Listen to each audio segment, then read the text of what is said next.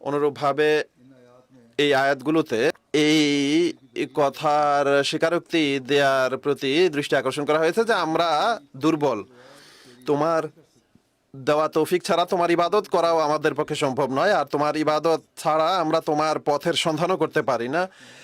আমরা তোমার সাহায্যেই কাজ করি এবং তোমার সাহায্যেই নড়াচড়া করি, অর্থাৎ আমাদের সমস্ত কিছু, সমস্ত কর্মকাণ্ড তোমার সাহায্যের মুখাপেক্ষী। আর আমরা তোমার প্রতি এক বেদনার সাথে সেই মায়ের মতো যে তার সন্তানের জন্য উদ্বেলিত থাকে এবং এক প্রেমিকের মতো তোমার দিকে দৌড়ে আসি, অর্থাৎ একান্ত বেদনা ও আকাঙ্ক্ষার সাথে তোমার দিকে দৌড়ে আসছে। এরপর বলেন যে এই আয়াতগুলোতে অহংকার এবং গর্বকে ছেড়ে দেয়া এবং বিপদাপদ উপস্থিত হওয়ার সময় শুধুমাত্র আল্লাহ তাআলার পক্ষ থেকে প্রাপ্ত শক্তি এবং সামর্থ্যের উপর ভরসা করা এবং বিনয়ীদের অন্তর্ভুক্ত হওয়ার প্রতি দৃষ্টি আকর্ষণ করা হয়েছে। যখন এই বিনয় সৃষ্টি হবে তবে এই প্রকৃত অর্থে দোয়ার গৃহীত হওয়ার দিকেও দৃষ্টি আকর্ষিত হবে, আর দোয়ার গৃহীত হওয়াও আল্লাহ তাআলা, দোয়া